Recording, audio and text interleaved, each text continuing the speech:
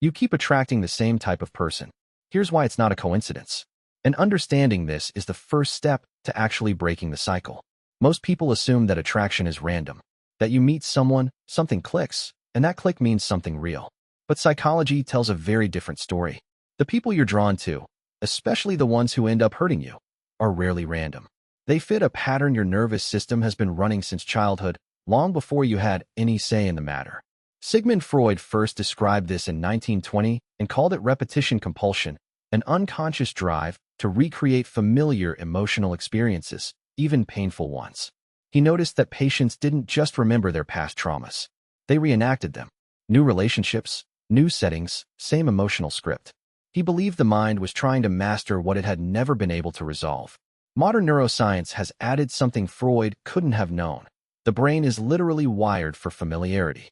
When your nervous system encounters an emotional pattern it recognizes, a certain kind of emotional unavailability, a certain dynamic of push and pull, a certain way of feeling both needed and dismissed, it registers this as familiar.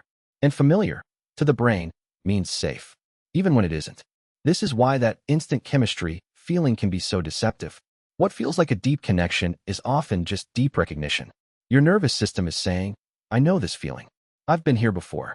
And it releases dopamine to reward you for finding what it was looking for. The fact that what it was looking for is painful doesn't matter to the brain. Familiarity is familiarity. Your attachment style, the emotional blueprint formed in your earliest relationships, acts as a template for every relationship that follows. If you grew up with a parent who was loving but unpredictable, your nervous system learned that love comes with anxiety, that closeness alternates with withdrawal. As an adult, consistency feels boring. Unavailability feels like depth. The anxious feeling is what love is supposed to feel like, because that's what it always felt like. You're not choosing these people consciously. You're choosing a feeling, and the feeling is familiar. There's another layer to this that makes it even harder to break. You're also trying to win. Repetition compulsion isn't just about recreating familiar pain. It's about recreating it with the hope of a different ending. Some part of you believes that if you can just get this person, this emotionally unavailable, push-pull, hot and cold person, to finally stay, to finally choose you, to finally see your worth, then you'll have resolved something old. Something that's been unresolved since long before you met them.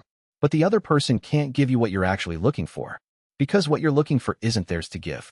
Breaking the pattern doesn't start with choosing better people. It starts with understanding what better feels like in your nervous system and why safe, consistent, available people might feel boring or wrong at first. That feeling isn't a sign you're incompatible. It's a sign the template is working. The goal is to stay long enough for safety to start feeling like home. Psychologists call this repetition compulsion, and recognizing it in your own patterns is the most powerful thing you can do before your next relationship. If this explains something you've been living but couldn't name, subscribe. Every week, I break down the psychology behind why people do what they do. Because understanding yourself is the first step to changing anything.